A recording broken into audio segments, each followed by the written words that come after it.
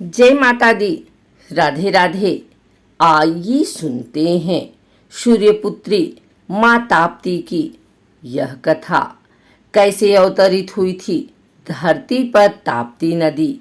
यह कथा आपको हैरान कर देगी। रविवार को ताप्ती जयंती मनाई जा रही है। यह देश की प्रमुख नदियों में से एक है।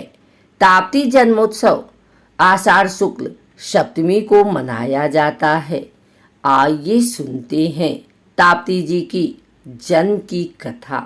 बैतूल जिले की मुल्ताई तहसील मुख्यालय के पास स्थित ताप्ती तालाब से निकलने वाली सूर्यपुत्री ताप्ती की जन्म कथा महाभारत में आदि पर्व पर उल्लेखित है।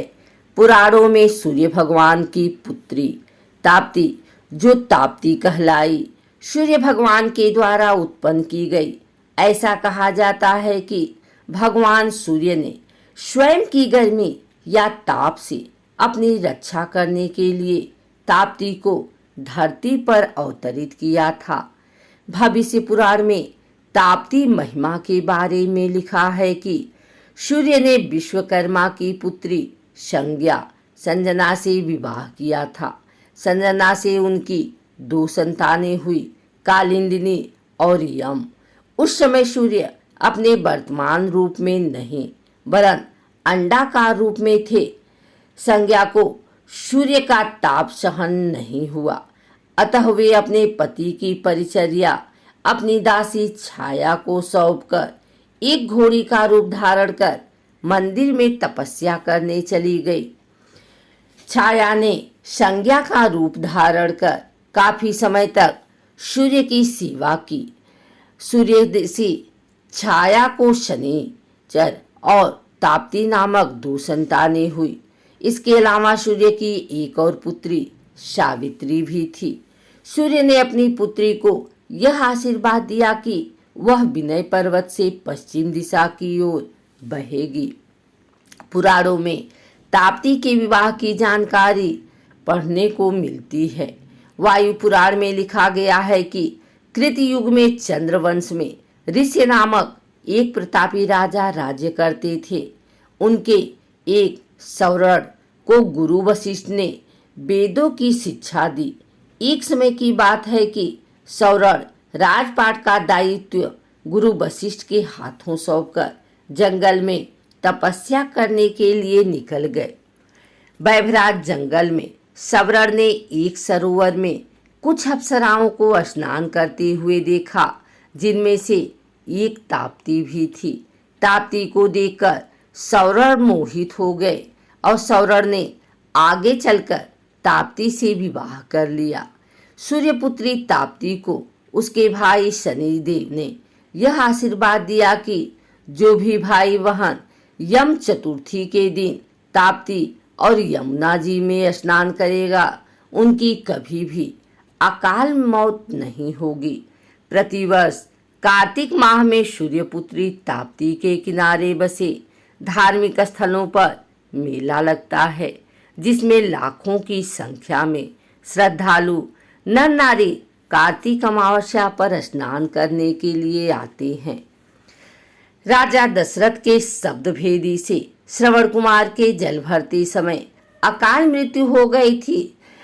पुत्र की मौत से दुखी श्रवण कुमार के माता पिता ने राजा दशरथ को श्राप दिया था कि उसकी भी मृत्यु पुत्र मोह में होगी।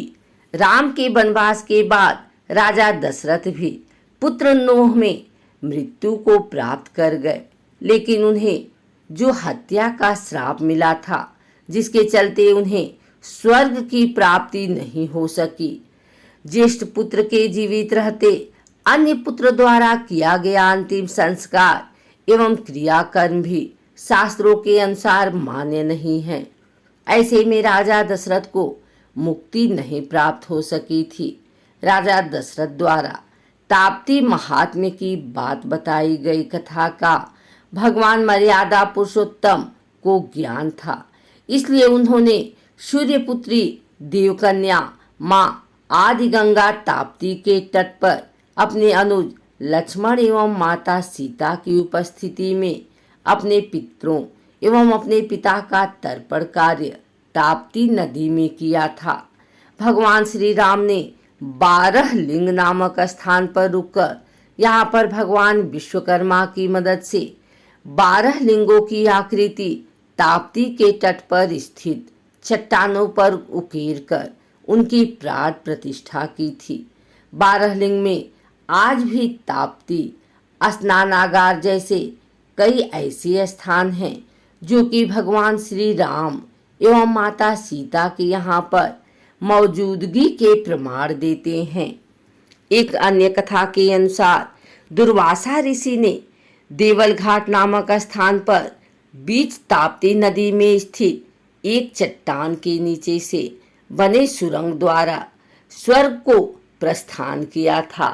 शास्त्रों में कहा गया है कि यदि भूलवश या अनजाने से किसी भी मृतदेह की हड्डी ताप्ती के जल में प्रवाहित हो जाती है तो उस मृतात्मा को मुक्ति मिल जाती है। जिस प्रकार महाकाल के दर्शन करने से अकाल मौत नहीं होती, ठीक उसी प्रकार किसी भी अकाल मौत की शिकार बनी देह की अस्थियां ताप्ती जल में प्रवाहित करने या उसका अनुसरण करके उसे ताप्ती जल में प्रवाहित किए जाने से अकाल मौत का शिकार बनी आत्मा को भी प्रेत योनि से मुक्ति मिलती है। ताप्ती नदी के बहते जल में बिना किसी विधि विधान के यदि कोई भी व्यक्ति अतृप्त आत्मा को आमंत्रित करके उसे अपने दोनों हाथों में जल लेकर उसकी शांति एवं तृप्ति का संकल्प लेकर यदि उसे बहते जल में प्रवाहित कर देता है तो मृत व्यक्ति की आत्मा को मुक्ति मिल जाती है।